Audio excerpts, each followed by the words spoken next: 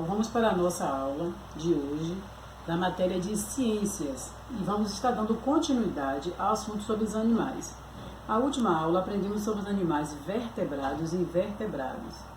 Vertebrados, aquele que tem crânio e tem coluna vertebral. O invertebrado, que não tem crânio e nem tem coluna vertebral. Hoje nós estaremos falando sobre o animal invertebrado que vive na terra e os que vivem na água. Vamos começar pelos que vivem na terra. Para melhor entendimento da aula, abra um livro de ciências na página 50 para poder estar acompanhando comigo, para você estar observando algumas imagens que temos aí no nosso livro. Os invertebrados que vivem na terra. O livro trouxe para a gente alguns exemplos, como a borboleta, a aranha, o caracol e o tatuzinho do quintal. Os invertebrados, eles podem viver em matas, em deserto e em outros ambientes. Existem também aqueles invertebrados que vivem enterrados no solo, ou seja, aqueles que vivem embaixo da terra, como por exemplo a minhoca. Todo mundo conhece a minhoca, né? E principalmente em época de chuva é mais fácil delas aparecerem. Forma aquelas casinhas, né, de terra. Na hora que você tira a casinha, dá tempo você ver a minhoca entrando no solo, né, entrando na terra. E tem também como é que elas se locomovem. Esses tipos de animais. Alguns rastejam, né, como por exemplo a lesma que rasteja. Outros têm pernas e andam, como as formigas e as aranhas. E tem a borboleta, que é aquela que voa, né, ela tem asas. Temos também o gafanhoto e o mosquito, né? Além da borboleta. Eles pertencem a um grupo de insetos que são únicos invertebrados dotados de asas e são capazes de voar. Esses aí foram os invertebrados que vivem na terra. Eu falei o nome de um que pode não ser comum, vocês podem nunca ter ouvido falar, que é o tatuzinho do quintal. Esse invertebrado, ele chama de tatuzinho de quintal, primeiro porque ele tem a aparência de um tatu, depois porque ele é bem pequenininho, é como se fosse assim uma barata, só que aquela barata, da barata grande, né? E o formato dele é bem parecido com o tatu, por isso que tem esse nome de tatuzinho de quintal. Os invertebrados que vivem na água, quais são eles?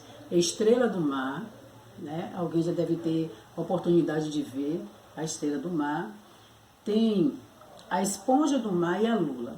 A estrela do mar, ela vive no fundo dos oceanos e elas se locomovem arrastando o seu corpo. A esponja do mar, elas não se locomovem, normalmente elas se apoiam em rochas, né, embaixo do fundo do mar. E a lula é aquele bem conhecido, né? A gente vê até mesmo em desenho animado. Então a lula, elas nadam até as profundezas do oceano ou próximo à superfície. E a procura de animais que lhes servem de alimento. Então a lula, ela se alimenta de outros animaizinhos pequenos, né? Por isso que ela vai até bem baixo no fundo do mar, ou ela pode subir para a superfície à procura de alimentos. Temos também alguns animais invertebrados que são usados como alimento. É encontrado muito em restaurante, que são chamados de crustáceos, que são caranguejo, camarão, por exemplo.